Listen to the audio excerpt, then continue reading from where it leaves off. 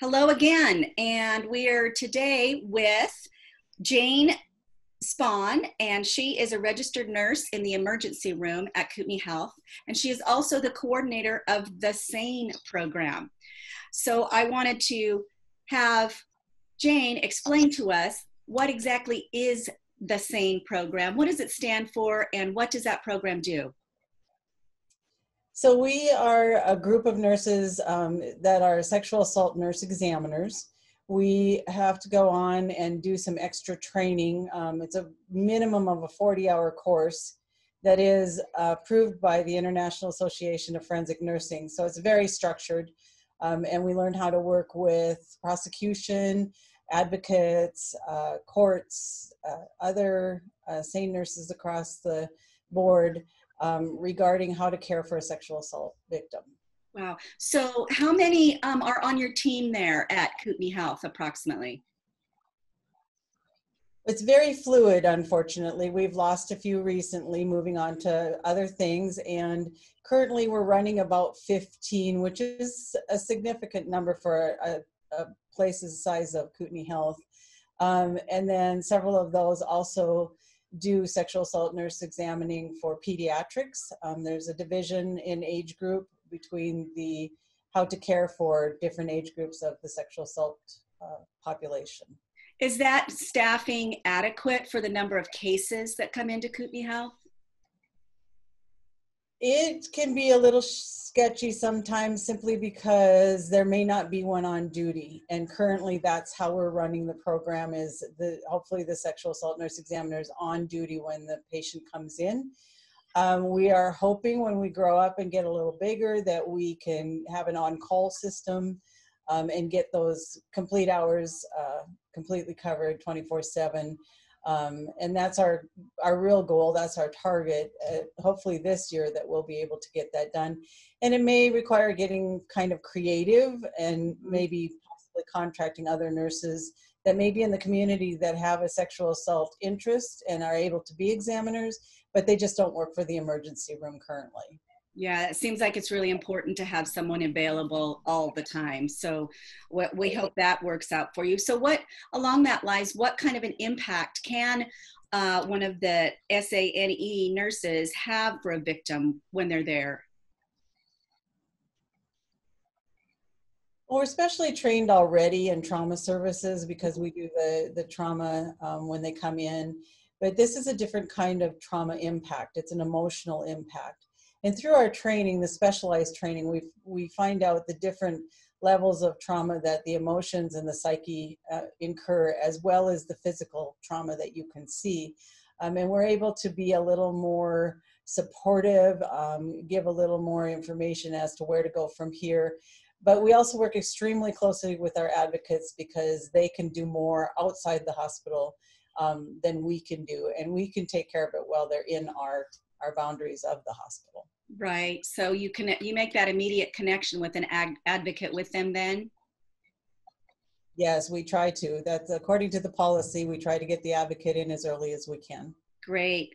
So what do you think is one of the things that is most misunderstood or something the public doesn't know about what this particular practice within Kootenai Health that they don't know that happens? Or that might be misunderstood, I guess, about what the sexual assault nurse examiner does? I think on the victim side of things, sometimes they think that we're pro law enforcement, which we are to a certain degree, but they're a little more afraid of us because we're part of the system. And we try to let people know that we're very neutral. We can't be on one side or the other. We collect the data in a very neutral situation, and we base it on what the patient is able to tolerate. And the patient is our patient. She's not just a victim to us, she's our patient. And so we care for the whole patient and try to be non-judgmental and very neutral. And when we go to court, it's the same thing. We could be on the prosecution side or the defense side. We could end up helping either side due to what we see or what we don't see. And I think, unfortunately, the victims thinks that we are probably on a different side than the victim. And while they're here, we're definitely on their side. But outside of this, of them being in the emergency room, we have to remain very neutral. Good. I'll bet that's hard. So what are the biggest barriers that you see that some of your survivors who come through there, what are some of the biggest barriers they face? Definitely housing, especially if we need to get them out of a domestic violence situation or a situation where they're going to see the perpetrator again. And lots of times children, because she may have come to the hospital on her own to get a sexual assault exam, but her children may be with that perpetrator.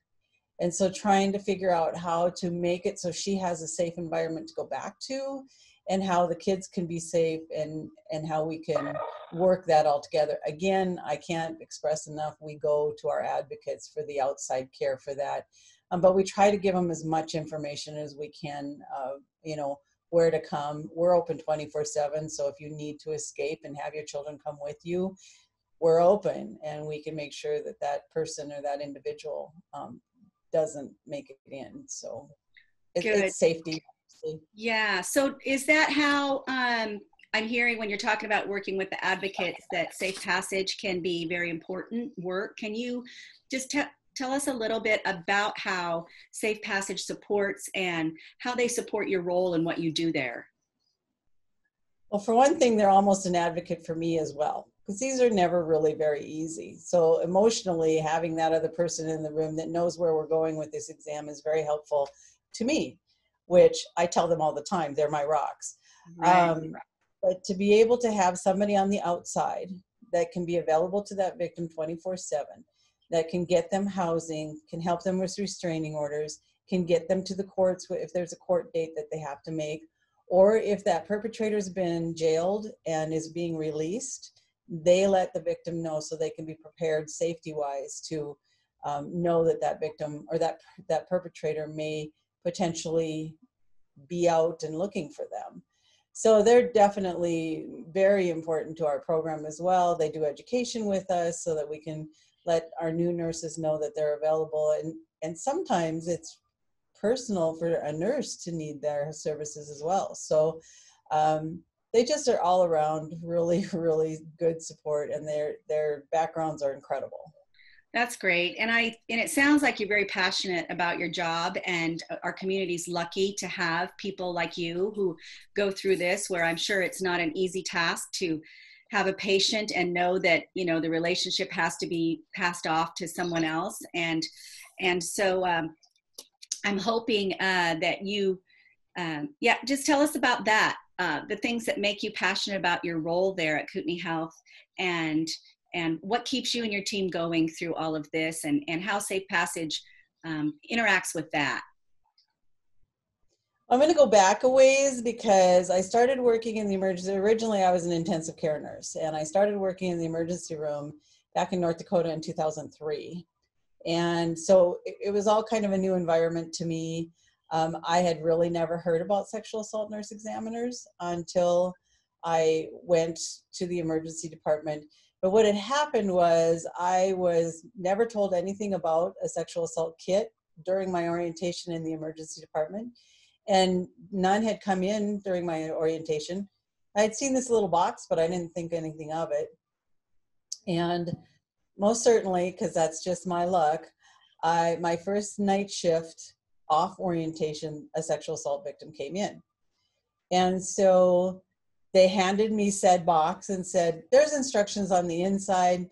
You might have to take some pictures. And oh, by the way, you might have to go to court. Oh my, that's like being just thrown into head first. Right? Boom. Wow. So I obviously probably did a really poor job. I mean, I tried to be as kind and gentle as I possibly could and be supportive. But otherwise, if that had gone to court, it would have been disastrous. And I don't like learning that way. Mm-hmm. So I went out into the, probably Google at that time, to find out what was out there.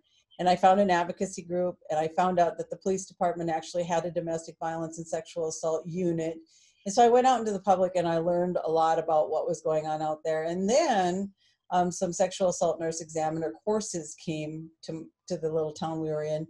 And a bunch of us went there, and we were gung-ho going to start a program, went back, we were all ready, and administration kind of went, eh. Oh, Well, so I continued on at that time. There was it was like I said, 2003, and got certified, and then went back to them again and said, there's no reason why a town of this size with an emergency room with the amount of people that we see does not have a nurse program that supports a sexual assault victim. Because bottom line, it's the patient. right. And so we developed that program, and then I came over here, and there was one developed already here, so I just kind of grabbed onto it and took it a little farther. So Good. hoping to do even. Good. Well, Kootenai Health, like I said, and the community are very fortunate to have you and your team. And I know that Safe Passage is very excited and always glad to have the ability to work with your group. And I thank you very much for taking the time to come together today. We have an opportunity to even spread more awareness in the community about what goes on with sexual assault and victims in the hospital, and knowing that you're there 24/7 and ready and capable and trained to help is really a gift to the community. So did you have anything else you wanted to add? No, just gonna keep plugging away and try to build a bigger program. Good. Well, we're behind you. So good luck, and thank you very much for talking with us today, and have a good rest of your day, Jane. You as well. Thank you. Mm-hmm.